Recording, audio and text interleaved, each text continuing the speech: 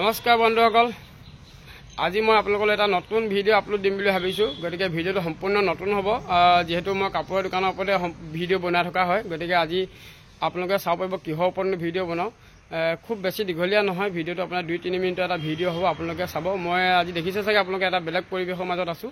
দেখিছে আপোনাৰ ধুনীয়াকৈ আপোনাৰ এখন স্কুলৰ লগতে এজোপা গছ, এইবোৰ ধুনীয়াকৈ মই গছৰ তলতে এটা ভিডিঅ' দেখুৱাম। আপোনালোকে ভিডিঅ'টো চাই কেনেকুৱা পাইছে লাইক আৰু কমেণ্ট কৰি জনাই দিব।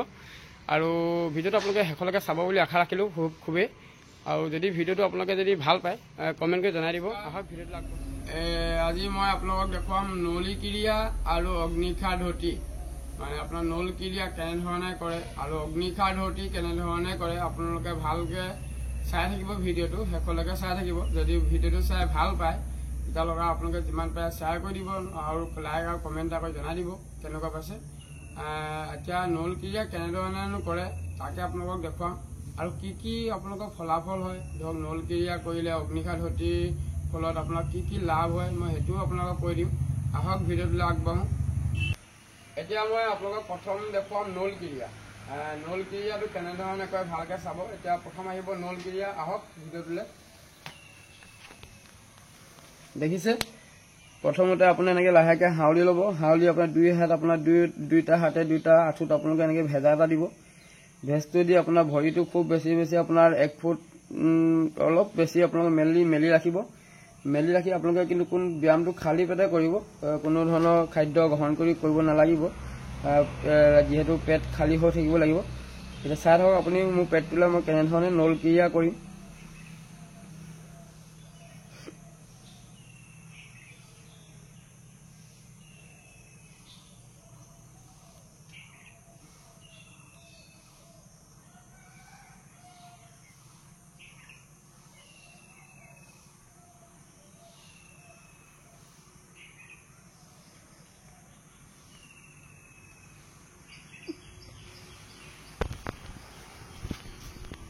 এইটো হ'ল নল ক্ৰিয়া। আৰু আপোনাৰ 2 নম্বৰ ষ্টেপটো দেখুৱাম আপোনালোকক মই অগ্নিশাৰ ধৰ্তি। অগ্নিশাৰ ধৰ্তি কেনেধৰণে কৰে আপোনালোকে চাব পাৰিব। ভালদৰে চাই থাকিব আৰু লক্ষ্য কৰি থাকিব। আহক, একেটা অংগী ভংগীতে আপোনালোকে ল'ব। হাত দুখন আপোনালোকে এনেকৈ দুইখন হাতে দুইটা আঁঠুত আপোনালোকে এনেকৈ ভেজ দি ল'ব। ভেজ দি লৈ সামান্য পৰিমাণে মানুহজন অলপ হাউলি ল'ব।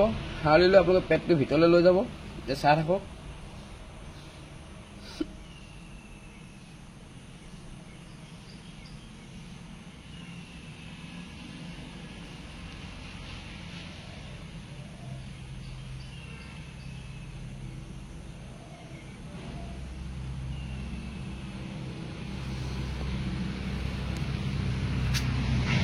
এইকেইটা হ'ল নল ক্ৰিয়া আৰু অগ্নিশাৰ ধৰ্তি। আপোনালোকে নল ক্ৰিয়া আৰু অগ্নিশাৰ ধৰ্তি কৰিলে আপোনালোকৰ কোনো ধৰণৰ গেষ্ট্ৰিকৰ কোনো গেছৰ সমস্যা নহয়, আৰু লিভাৰৰ কাৰণে খুবেই ভাল। লিভাৰ, কিডনী এইবিলাকৰ কাৰণে নল ক্ৰিয়া আৰু আপোনালোকে অগ্নিশাৰ ধৰ্তি ডেইলি আপোনালোকে 3-4বাৰকৈ কৰক।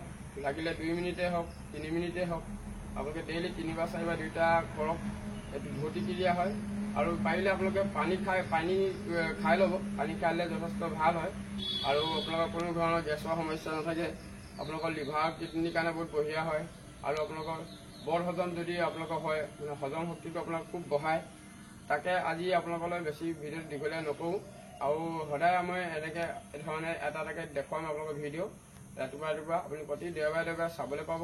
আৰু আমাৰ চেনেলটো যদি আপোনালোকে ছাবস্ক্ৰাইব কৰা নাই, ছাবস্ক্ৰাইব কৰি ল'ব।